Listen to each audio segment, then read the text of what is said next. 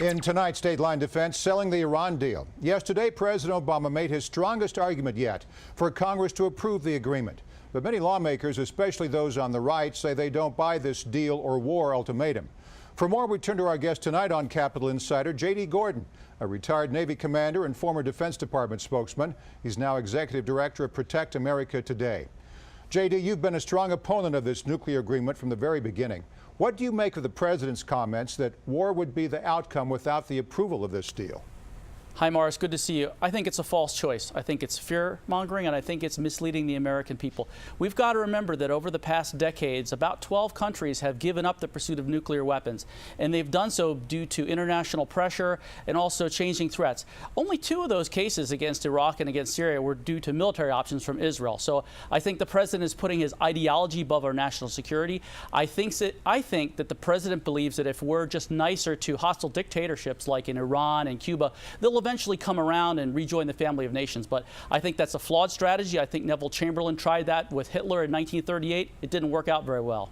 Critics argue that the U.S. could have gotten a better deal, but the Obama administration says there's no way Iran would agree to completely disbanding its nuclear program. So, what's the answer, J.D.? How else could all sides reach a compromise? The better deal would have been what the Obama administration tried to start with, which was making sure that Iran couldn't enrich uranium and making sure we had robust inspections. We have neither right now. The Obama administration caved in with the P5+1. Any country that can enrich uranium can make nuclear weapons. So I think it's very important to keep up international sanctions and to make sure that Iran understands that we have the upper hand. You know, Morris, the U.S. and the EU spend about $1 trillion annually on defense budgets. Iran spends about $10 billion. So we're economic and military giants compared to Iran, yet Iran is pushing us around because we have these cowardly lion-type leaders in the White House and in European capitals, unfortunately. All right, let's talk about politics. Tonight, the top 10 Republican candidates are in their first debate. From a national security perspective, what are you hoping to hear from these presidential hopefuls about the Iran agreement?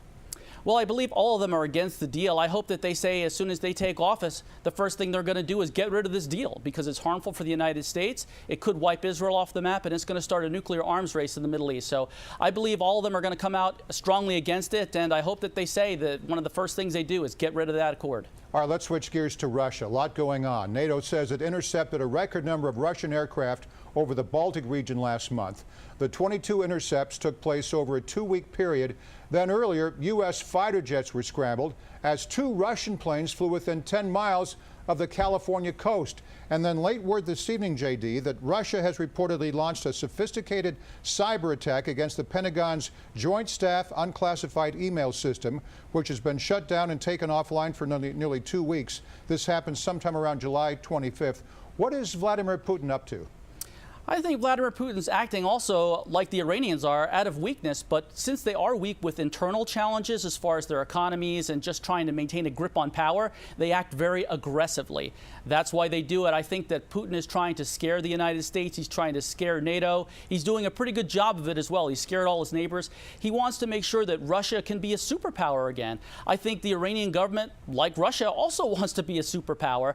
They want to bring back those old days of the Persian Empire, just like Russia. Russia wants to inherit what the Soviet Union had. So Putin's acting very aggressively, and he wants to make sure that we're scared and we're not going to challenge him when he continues to divide up Ukraine and to continue to occupy Georgia like he's doing. And it helps build up nationalism, which takes everybody off their poor economic conditions within the country by going back to the old motherland and then the USSR. Then he kind of puts a big cloud over his own economic problems, right? That's absolutely right. Yeah, it's a lot of it's to appeal to nationalism, and if he can paint the United States and Europe as the enemies, then the Russians will rally around him, and that's what's happening. Well, now here's something else. Reports indicate that Russia has introduced an incineration on site law for banned Western food.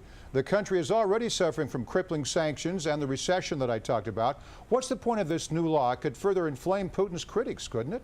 Yeah, it could, but I think Vladimir Putin's taking a very tough line against the EU. He doesn't want any of their agricultural products, and so basically he's just destroying them. He's punishing people who are basically operating on the black market. So he's a very tough leader, no-nonsense kind of guy. So yeah, he's punishing a lot of people, including Russians, who can't get those kind of delicacies, but he's doing it anyway because he's a tough guy and he can get away with it.